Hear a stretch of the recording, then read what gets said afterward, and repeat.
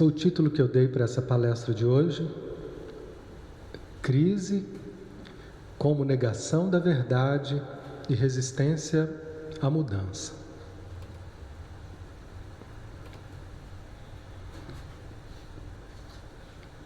É um olhar sobre a crise, que são os momentos de tumulto, de tormento, são os momentos que a gente se sente perdido, dividido, em conflito.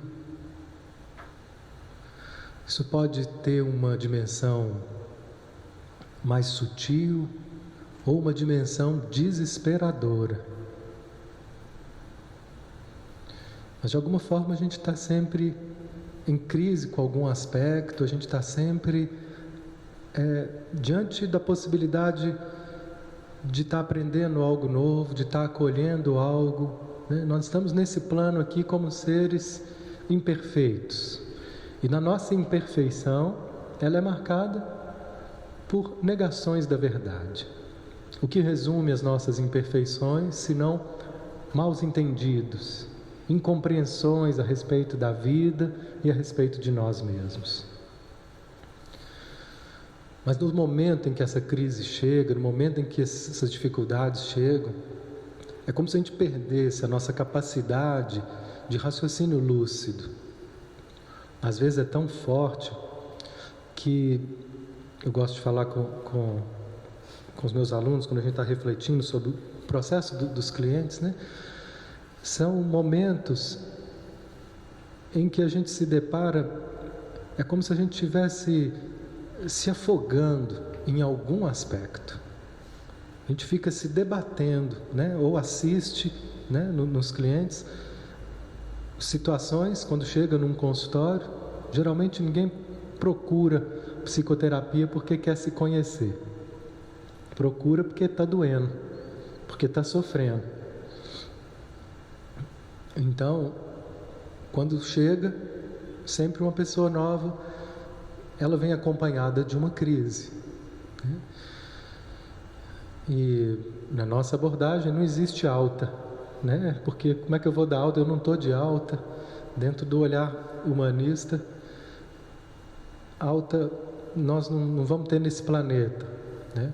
Mas a gente vai aprendendo a lidar melhor com as nossas dificuldades, né? Então a gente precisa entender melhor o que é o conceito de alta, porque não significa que eu estou bem resolvido em tudo. Mas um conceito saudável de alta seria: eu me sinto mais seguro para lidar com os meus conflitos, né? Eu não me vejo mais em desespero para lidar com as minhas dificuldades, né? Consigo acolher de forma mais madura e mais saudável os sentimentos que se apresentam nas situações difíceis da vida, né? Porque toda situação difícil, ela vai nos convidar a estar aceitando algo que poderia estar inaceitável por nós, né? Se a gente pudesse sintetizar um processo de mudança e de libertação de uma forma muito sintética mesmo, eu diria que é a aceitação da vida como ela é, aceitação de nós como nós somos, aceitação das pessoas como elas são. Se a gente parar para pensar, os nossos conflitos, eles são sempre derivados de uma não aceitação, de uma briga com a realidade, né? E nem sempre isso é claro e consciente. Às vezes eu nem sei com o que eu estou brigando, eu nem sei o que eu não estou aceitando. Mas essa é uma dica. Diante desses conflitos eu posso me perguntar: o que eu preciso aceitar que está sendo difícil nessa situação? E às vezes é uma coisa simples. Aceitar, por exemplo, que eu me sinto impotente, que eu não posso fazer nada em relação a isso. Só se eu puder aceitar isso eu descanso. Mas como às vezes é tão difícil aceitar a minha impotência, aceitar os meus limites, e eu fico continuando achando que eu tenho que fazer alguma coisa, que as coisas não podem ser do jeito que são, que ele não podia ser assim, que ele não podia fazer aquilo, que meu time não podia perder, que meu candidato não podia perder, que esse governo não podia estar assim, ou que o outro não podia fazer o que fez. né? Então a gente vai ver no nosso cotidiano as situações que geram ansiedade, conflito, sempre por trás dela alguma verdade que não está podendo ser aceita. Por isso, a negação, né? Esse título ele foi recortado de um aspecto dessa palestra, que é a palestra número 227. Ela tem o título Mudança da Lei Externa para a Lei Interna na Nova Era. Eu acabei pegando um outro aspecto. Como eu disse, a palestra é sempre ampla e tem muitos assuntos e muitos caminhos. Então eu pego aquilo que mais me toca. O que mais me tocou nessa palestra foi a ênfase que ele também deu para a crise, vista como a negação da verdade e vista como uma resistência à mudança, né? Eu vou lá para o fim, depois eu volto nessa frase, mas liberdade e mudança são inseparáveis. A escravidão e a rigidez são igualmente inseparáveis. Olha que beleza, olha que resumo. Então, quando eu resisto à mudança, eu me coloco no caminho de uma crise. Porque ser livre é estar aberto a constantes mudanças. Mudanças que estão acontecendo conosco, nos nossos relacionamentos, na nossa forma de ver a vida. É da natureza do ser, é da natureza mudança. E quando essa mudança parece caminhar para um lugar em que desagrada o que eu tenho como certo e o que eu tenho como ideal, começa a briga, começa as tensões. A tensão é a marca da resistência à vida. A tensão é a marca da rigidez, daquilo que não flui, que trava, que põe o pé no freio. E toda vez que a gente trava e tensiona e resiste, nisso eu me torno escravo, nisso eu me torno prisioneiro. Daí começam a vir dores. E o que ele vai falar nesse texto é que essas dores que se apresentam, elas vêm como uma oportunidade para que a gente possa entrar em acordo com essas verdades que estavam sendo negadas e geraram a crise.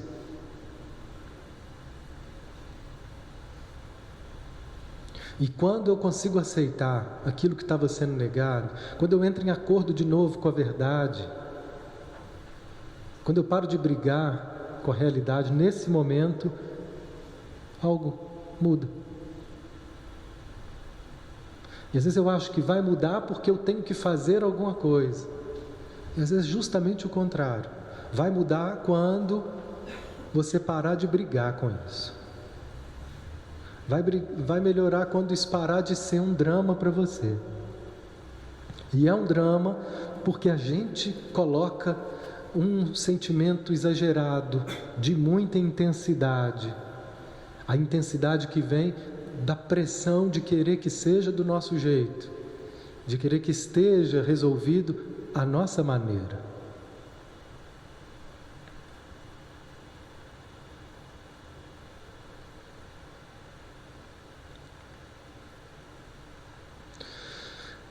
Nessa palestra ele também vai trazer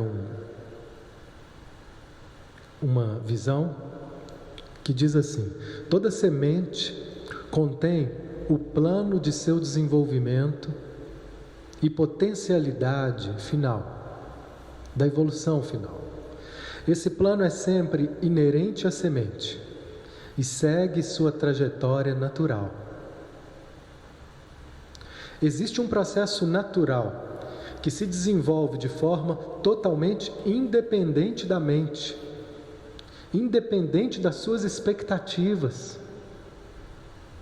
independente dos seus pensamentos conscientes, tem um processo acontecendo. Esse plano se completa em algumas etapas. Sempre que são alcançadas novas etapas, novas energias são liberadas. Então, quando ele fala em resistir à mudança, tem a ver com a mudança dessas etapas.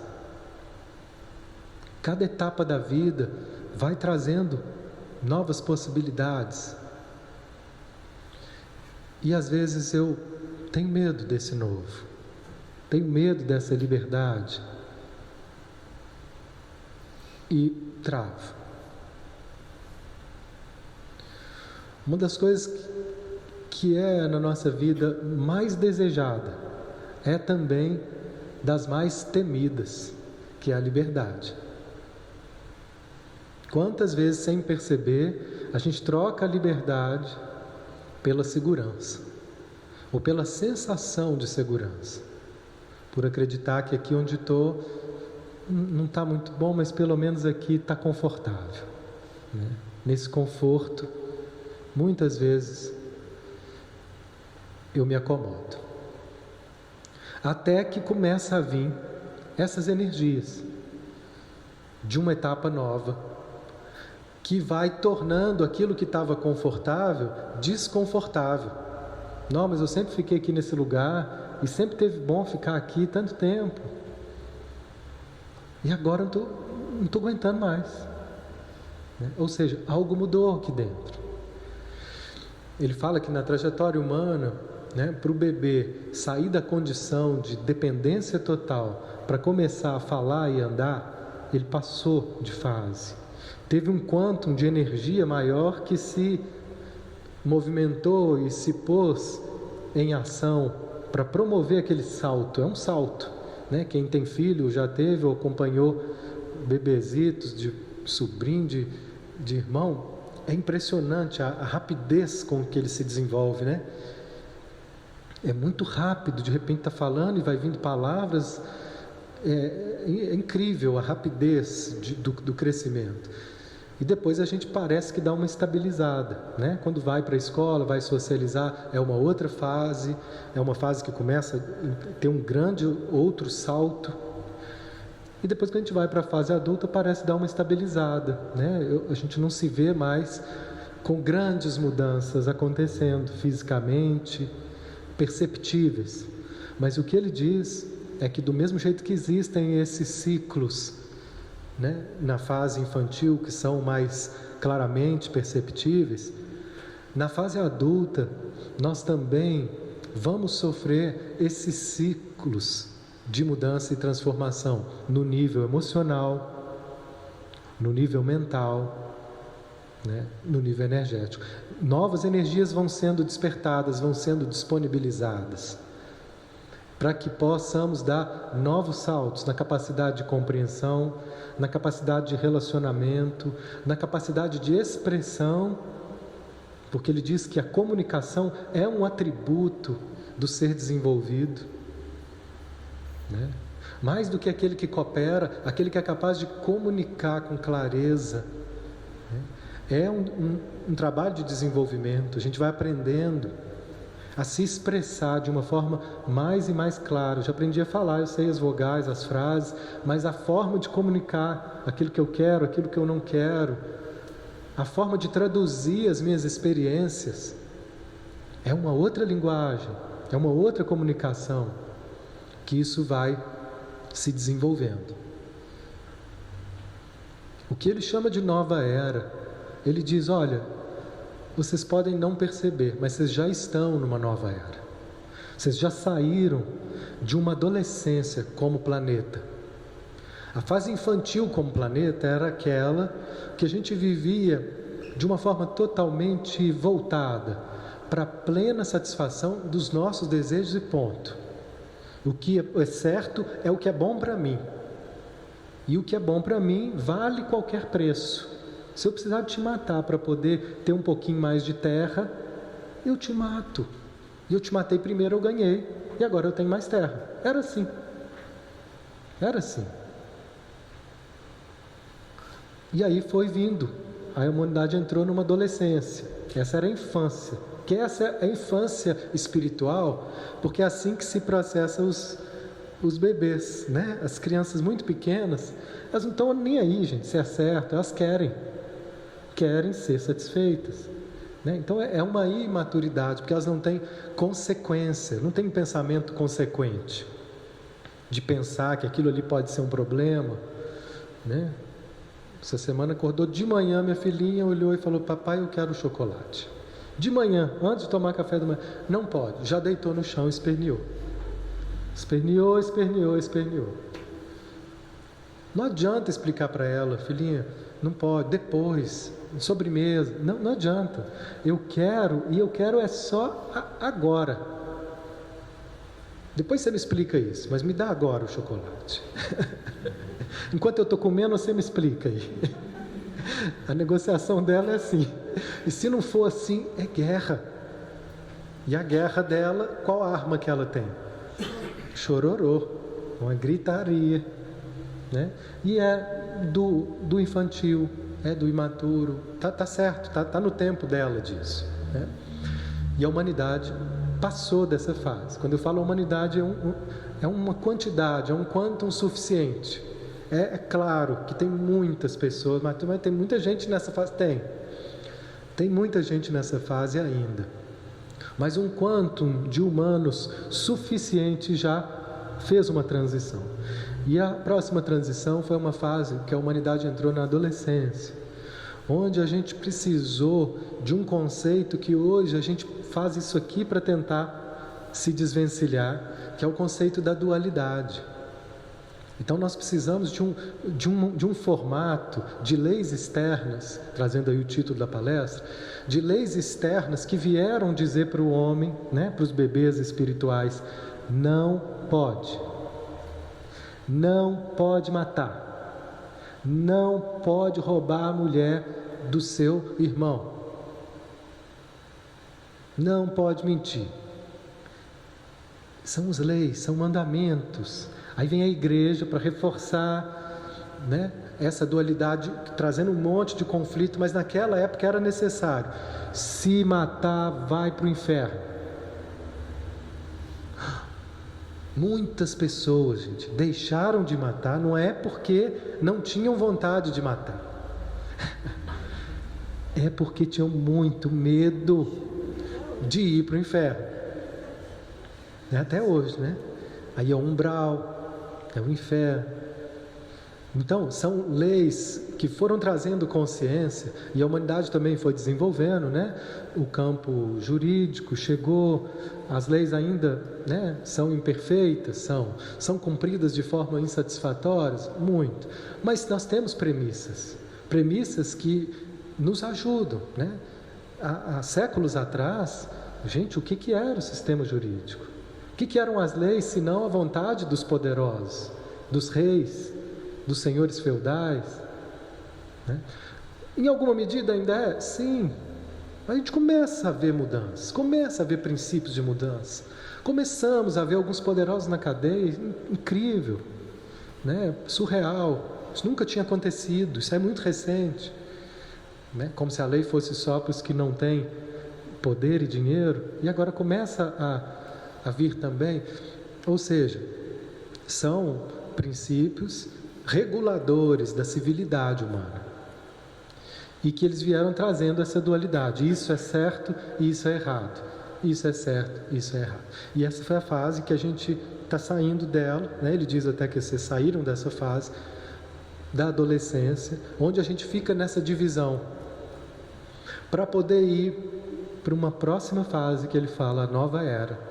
É a era onde a gente vai poder consultar um tribunal interno, um código de leis internas, onde eu vou poder fazer silêncio e sentir o que é certo para mim, né?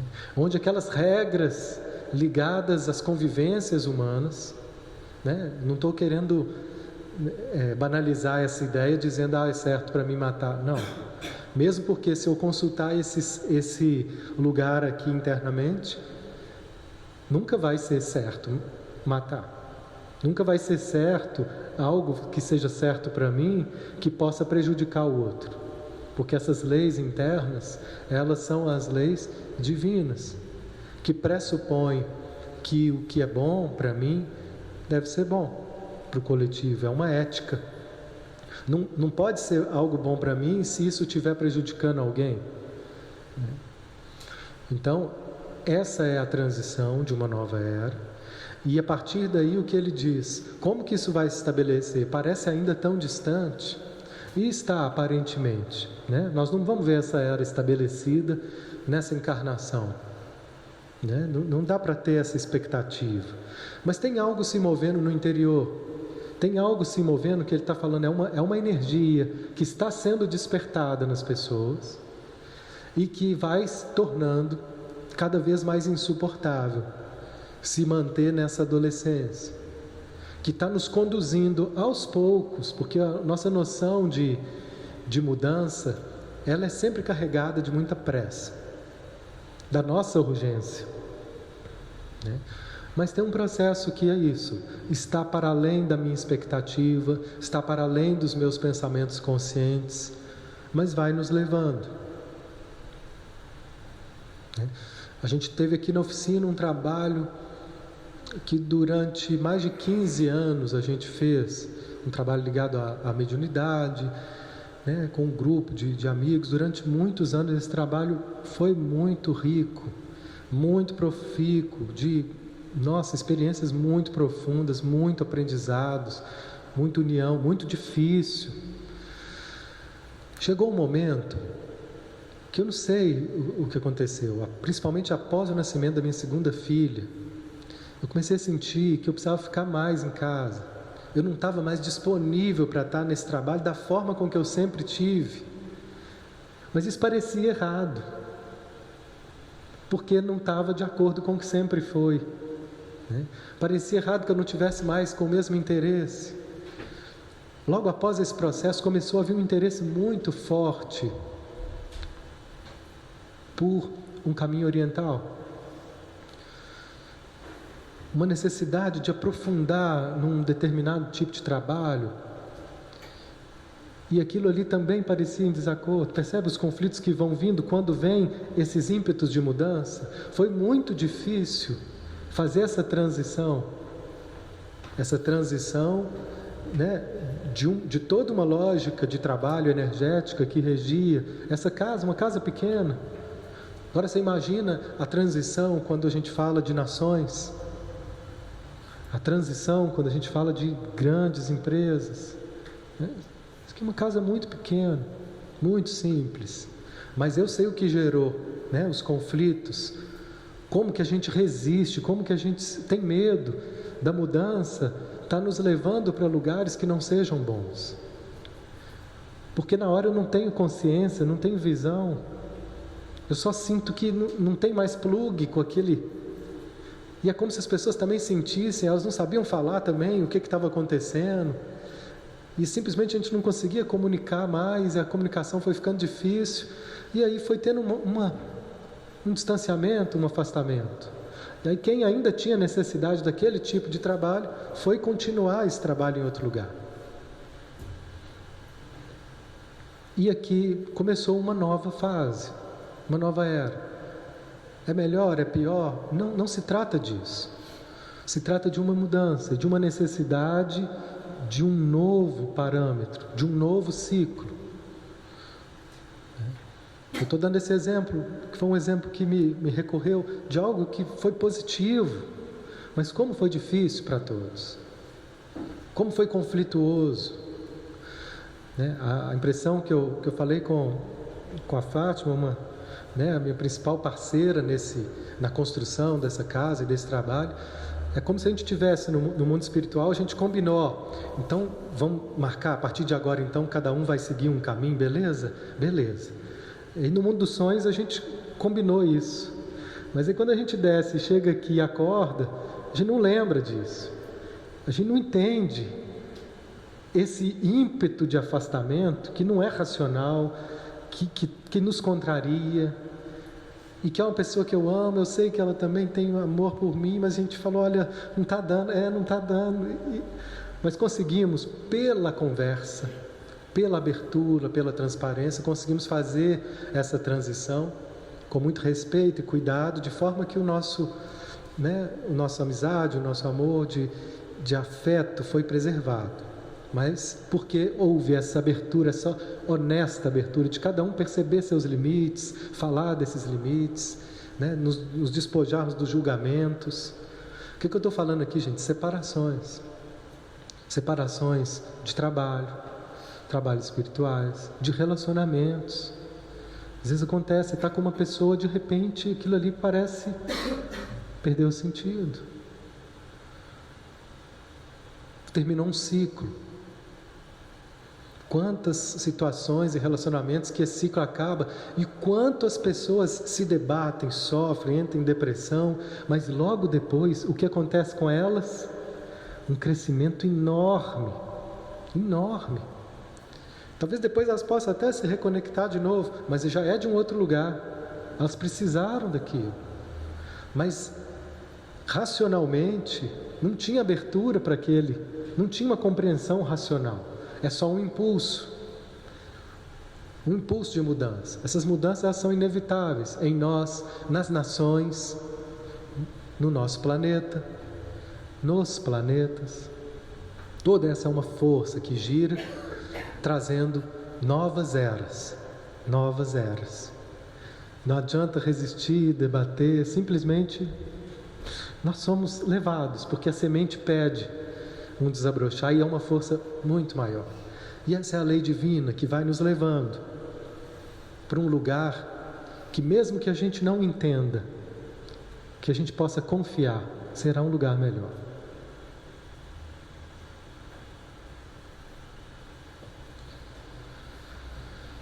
Falamos disso. Sempre que a consciência está aberta, está com a verdade, é positiva e está de acordo com essa lei divina. Se a consciência está aberta e começa a vir isso, fala, olha, eu estou percebendo que talvez seja a hora. Talvez seja, imagina um divórcio amigável, né? Uma separação, os advogados aí, uma separação de sociedade amigável, porque ambos estão abertos para essa necessidade de mudança. E aí flui, e eles vão embora, terminando e se despedindo com um abraço. Passa lá para a gente tomar um cafezinho depois, tá bom. Porque existe uma abertura para a mudança, uma abertura para reconhecimento de limites que impedem, naquele momento, da gente poder continuar. E aí tudo fica natural e harmônico.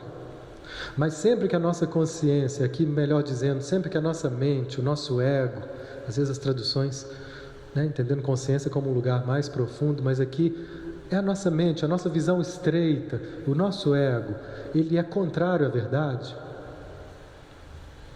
Quando a gente se rebela diante daquilo que eu não aceito, não pode ser, isso não pode ser. Eu já dei esse exemplo um tempo atrás. Como é que eu posso aceitar a falência da minha empresa sem mim? É difícil demais, gente. Mas eu venho, acompanhando algumas pessoas que eu vi o quanto que a falência despertou essas pessoas, despertaram. A família despertou, a empresa, pessoas que estavam ali anestesiadas com o dinheiro, deixando de crescer em vários níveis. Com a falência começaram a valorizar relações. Mas quando é que eu vou concordar com a ideia de que para crescer eu preciso perder? A gente só quer ganhar. Mas só que no fundo nós não estamos perdendo nada, nós só estamos perdendo os nossos apegos ao que eu acho que é o melhor, a minha vontade. Mas na verdade eu não estou perdendo nada, porque nada disso era meu de verdade, nada disso era o que era o melhor para mim. Porque essas perdas, elas estão sempre tirando os excessos e os bloqueios, para que um novo possa fluir e surgir. Então, quando a nossa consciência é contrária, as energias são invertidas. A gente entra num estado de rebeldia, num estado de revolta, e às vezes é uma revolta silenciosa. Tem gente que esbraveja, faz barraco, xinga, mas tem outros que não falam nada, mas aqui dentro eles passam a viver contrariados, magoados com a vida, magoados com Deus, como se alguém tivesse esquecido dele, sem perceber que está acontecendo um movimento de mudança para uma transformação positiva. Mas nessas horas, quando eu me rebelo, quando eu não aceito a realidade, essas energias elas são invertidas, e nesse período elas se voltam aparentemente contra o próprio eu. Olha que interessante. Ou seja, aparentemente é como se eu começasse a me boicotar em alguns aspectos. Aparentemente, assim, parece que eu estou me prejudicando, que eu estou perdendo, né? Então, quando isso acontece, o que vai ser perceptível? O sofrimento. Né?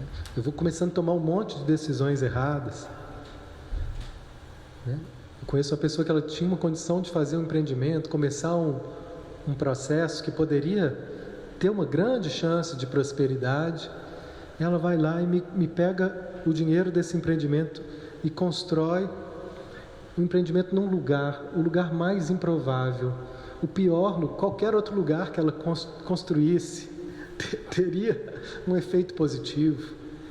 E é uma pessoa instruída, uma pessoa que conhece do mercado imobiliário, que conhece, mas nessas horas, a gente fica cego.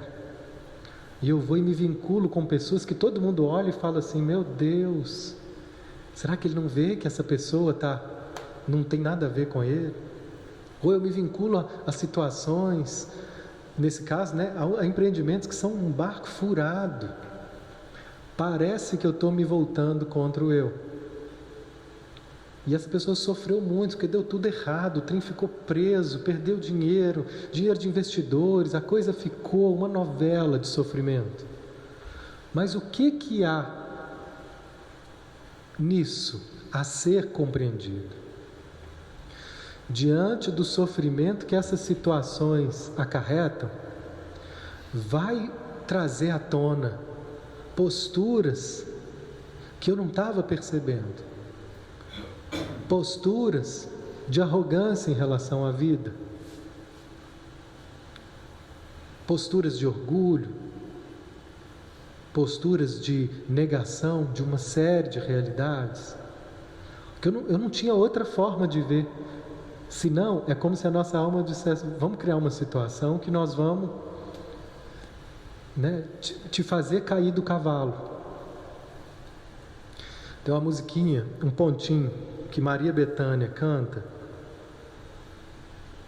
que diz assim: meu pai São João Batista é Xangô, é o dono do meu destino até o fim. Se um dia me faltar a fé em meu Senhor, derrube essa pedreira sobre mim. É uma prece, olha que prece danada. Meu pai, se algum dia me faltar fé em ti, deixa cair, deixa a casa cair, me desperta, derruba essa pedreira, me desperta do transe de me afastar de ti. Um ponto da Umbanda. Olha que lindo. A fé que eu tenho de que o sofrimento, ele está aí para me acordar e para me trazer de volta para o Pai, para me alinhar com a lei divina de Xangô, né? Que é um orixá que representa as leis, a justiça, né? Se uma pessoa está pronta para atingir a idade adulta, mas bloqueia essa evolução, a idade adulta espiritualmente falando. As energias adultas liberadas no sistema psíquico, emocional e físico geram uma crise. Então, é essa energia, né? Não é o pai fora que vai derrubar a pedreira para me acordar, não. É o pai aqui dentro. Porque o que nós estamos aprendendo a fazer nessa terceira era, né, que ele trouxe aqui didaticamente para a gente compreender, na segunda era da adolescência, da dualidade, Deus estava fora. E eu precisava ser bonzinho para ser atendido por Ele, para que Ele cuidasse de mim e me levasse para um bom lugar e me desse coisas boas. Então é melhor que eu me comporte bem para Deus cuidar de mim. O Deus fora. Essa nova era, ela é marcada pela consciência do Deus dentro. Quem vai derrubar a pedreira é o Deus dentro. Que Ele vai dizer: eu não vou deixar você fazer isso com você. Eu não vou deixar você fazer isso com a gente. Eu vou cuidar de você, eu vou te ajudar. Mas é aqui dentro. É uma parte nossa que na verdade somos nós. Mas como a gente não tem essa consciência, como a gente ainda não está alinhado com essa identidade divina, como a gente não escuta essa voz e se deixa ser levado por essa voz ainda, plenamente, a gente ouve sussurros. Em alguns momentos eu me deixo levar. Mas pelo fato de ainda não escutar, de ainda não ter ouvidos de ouvir e olhos de ver as direções que esse Cristo interno nos indica, por seguir caminhos desviados daquilo que é o melhor para mim, daquilo que está de acordo com as leis, é como se eu mesmo fosse lá e me trouxesse de volta. Essa parte sábia, essa parte que eu sou, vem pôr limites nessa dimensão infantil. Como? Trazendo sofrimento. Bem-aventurados os aflitos. Estranho. Mas os aflitos podem ser bem-aventurados, porque eles estão sendo despertados através da dor, para poder ver a luz. Aquele que não sofre e continua se achando dono da verdade, dono da razão, e segue impondo para a vida a sua vontade, esse não está percebendo ainda o sofrimento que ele está gerando, mas que ele vai ser bem-aventurado um dia que ele puder sofrer, porque aí ele vai parar, porque o sofrimento ele nos para. O que acontece quando você está gripado, gente? Um sofrimento básico. A gripe é maravilhosa, é a pedreira que cai só por 3 dias, só para ser, é só um tempo, um time out, para. E eu percebo claramente o que acontece com você, aí você gripa, e quando você volta da gripe, você volta melhor, psiquicamente, emocionalmente, do que você estava antes de se perceber gripado ou doente.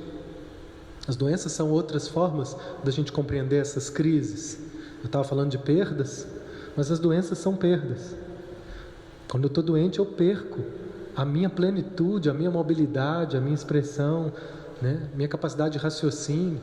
Uma dor de cabeça simples. Dor de cabeça, gente, quem tem sabe, é uma tortura. Não consegue raciocinar direito. Tudo, a vida fica estragada com dor de cabeça. Fica um trem torto, parece que está tudo rachado, né? Está tudo empenado. Você perde raciocínio, alegria, satisfação, leveza. Tudo isso também pode ser compreendido como a crise.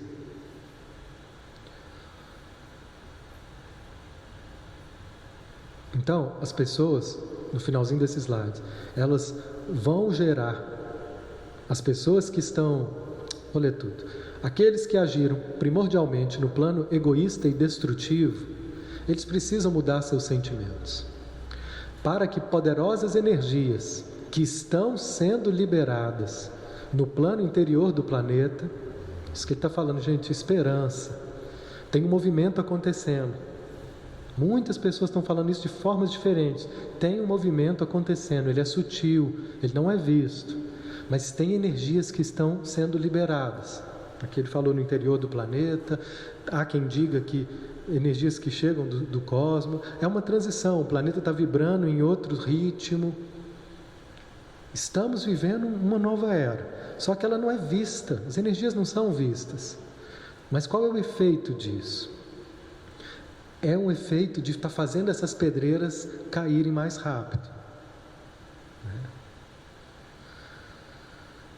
Então, quem se mantém nessas posturas egoístas, ou melhor dizendo, os aspectos nossos, porque nós temos aspectos que estamos liberados, mas tem outros que ainda podem estar dando vazão a essa dimensão infantil, imatura, medieval.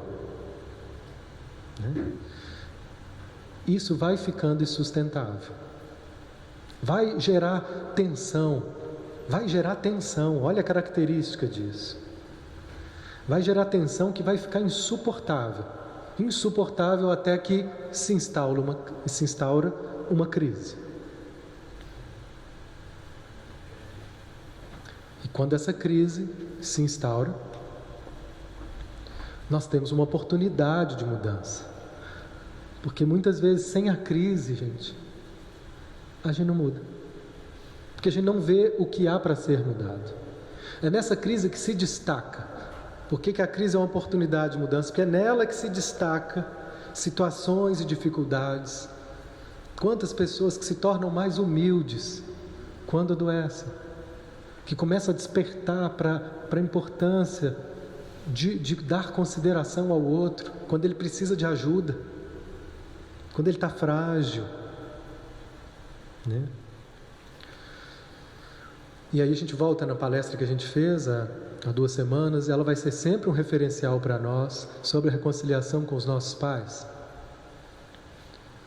Quando a gente não aceita os nossos pais, em alguma medida, em algum aspecto, isso é um caminho para que uma crise se estabeleça nas nossas relações.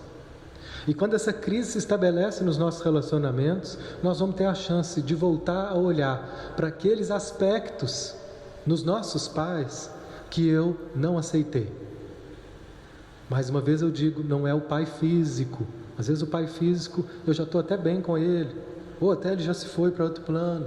Não é com ele, eu não tenho que ser o melhor amigo do meu pai, ele não tem que ser diferente, a relação às vezes não tem que ser diferente. Mas o que vai precisar de mudar é a imagem desse pai e dessa mãe aqui dentro, que precisa ser vista com respeito, que precisa ser honrada com gratidão. Isso é estar de acordo com a lei. Enquanto isso não for possível, eu estou em desacordo com as leis, porque eu estou negando, eu estou brigando com alguma dessas dimensões. Por exemplo, uma amiga, que ela é uma atleta, e ela se vê com possibilidades, uma ótima atleta, e se vê com possibilidades de campeonatos, de superação dentro do esporte.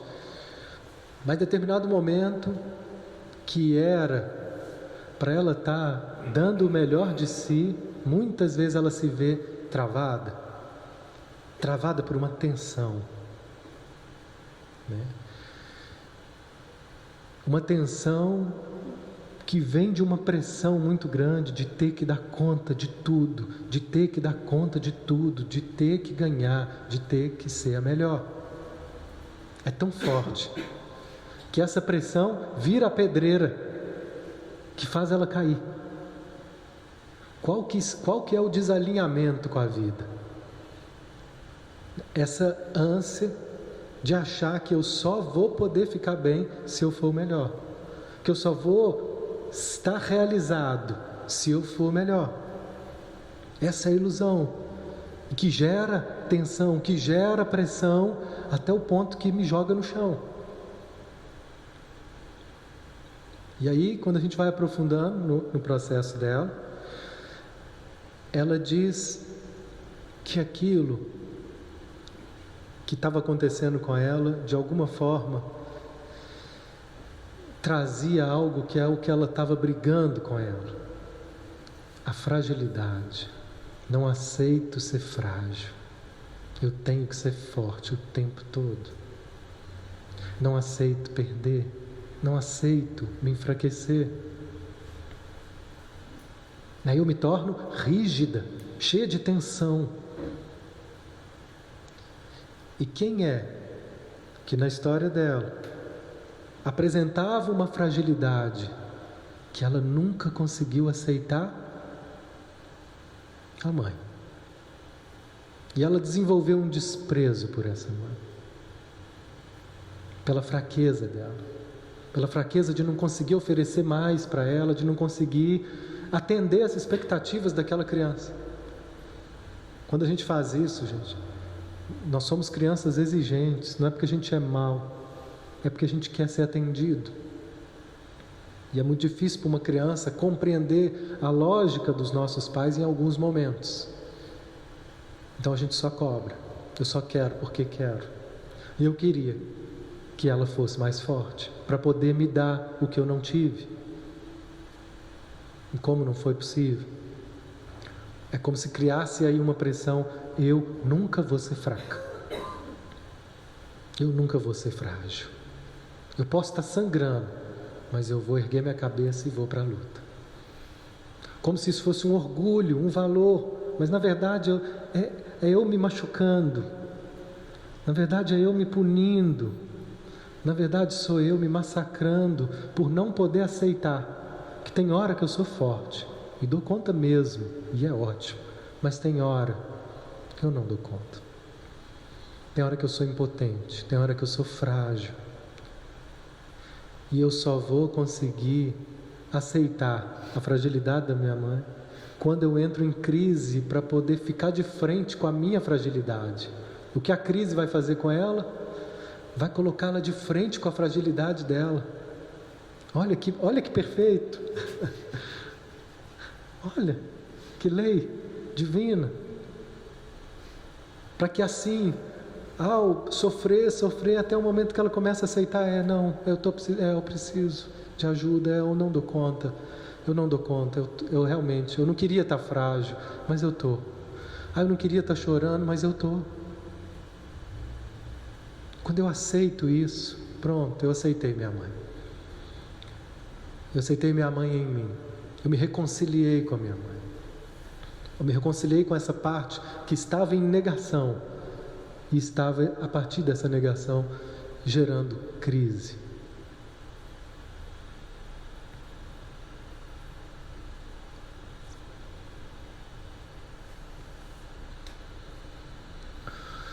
A total autonomia e individualidade em todos os planos só podem existir quando o Deus interior é liberado e quando a pessoa encontra a sua unidade com Deus.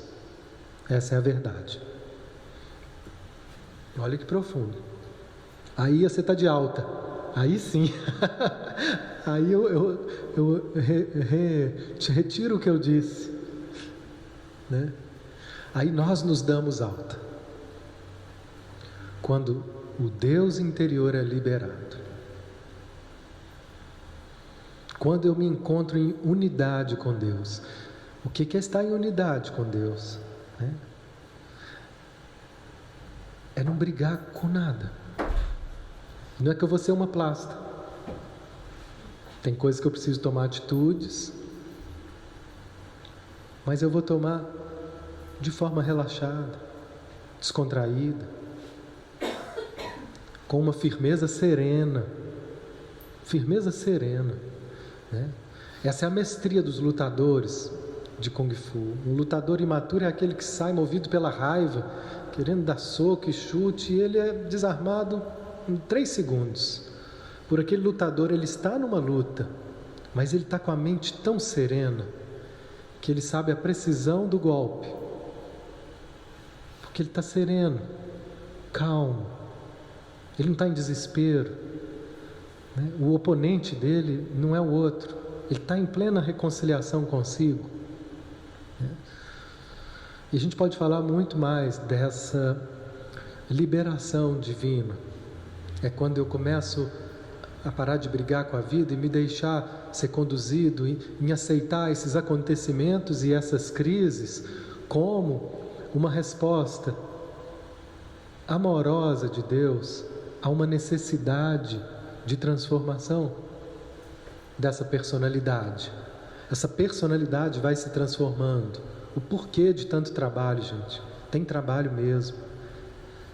E esse é o trabalho que ele vai acontecer quanto mais a gente der atenção, quanto mais a gente vê a importância desse cuidado. Para quê? Para que a gente possa liberar essa personalidade de tantas ilusões que nos travam, de tantas ilusões que criam rigidez e impedem a liberação dessa divindade. Foi para isso que Jesus veio nesse planeta. A função essencial do Cristo foi reestabelecer na humanidade a conexão com Deus. Foi nos reaproximar do Pai. E essa reaproximação é um Pai aqui dentro. Essa é a nova era, é entender que esse Pai é um estado de consciência, que esse reino dos céus não é um lugar fora, mas é um estado de espírito, é um olhar diante da vida.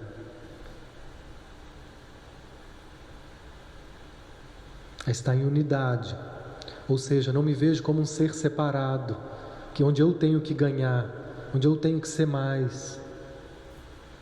Não, estamos, em pé de igualdade. Não sou melhor, não sou pior, né?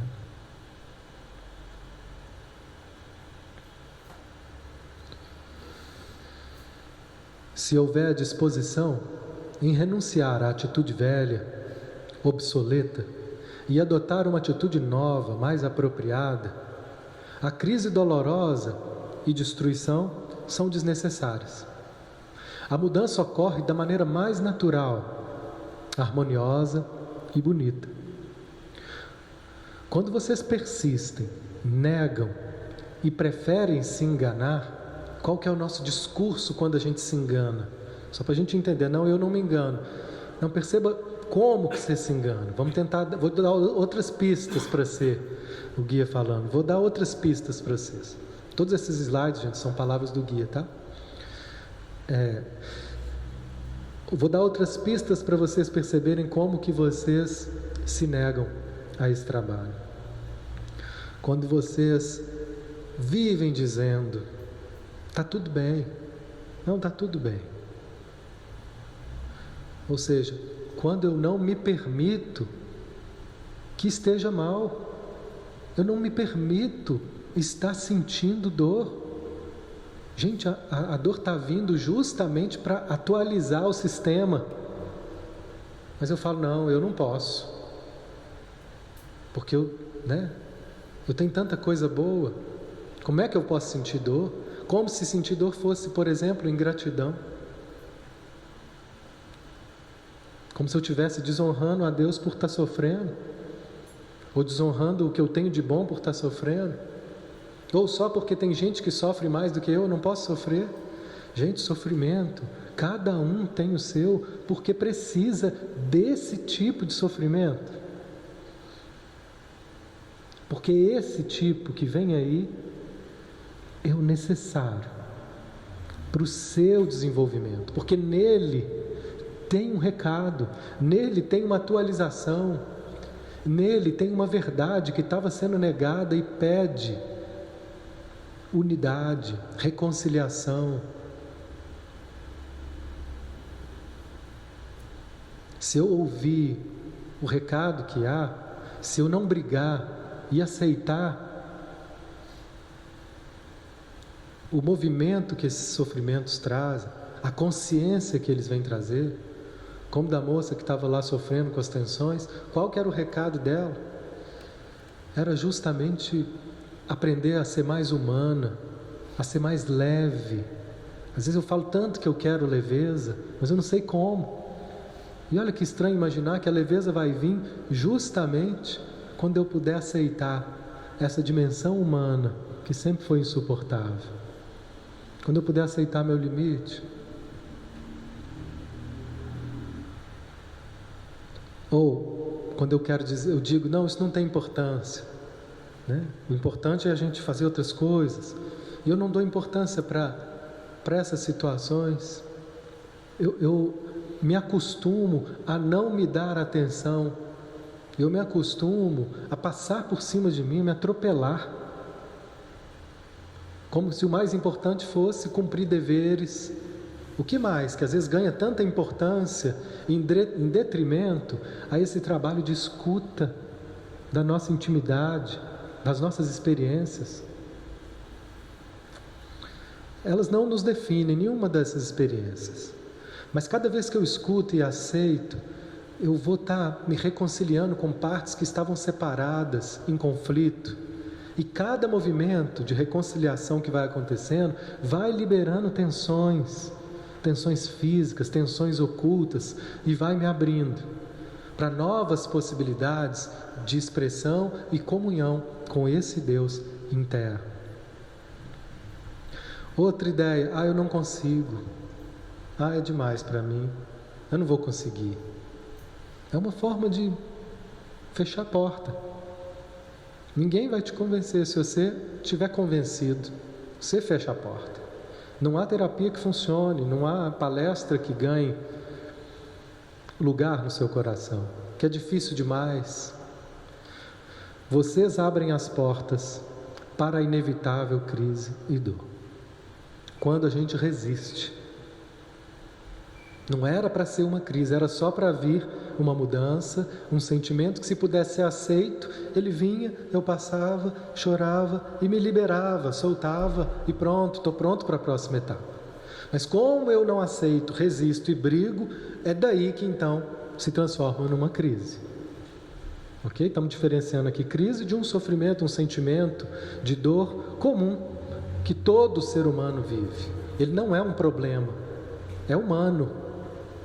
Passa a ser um problema quando eu não aceito a dimensão humana, quando eu não aceito a minha imperfeição, quando eu não aceito os meus limites, quando eu não aceito que eu posso estar triste, quando eu não aceito que eu posso estar inseguro, que eu tenho que ser sempre forte, quando eu não aceito que eu estou me sentindo culpado, porque eu tenho que ser sempre certo.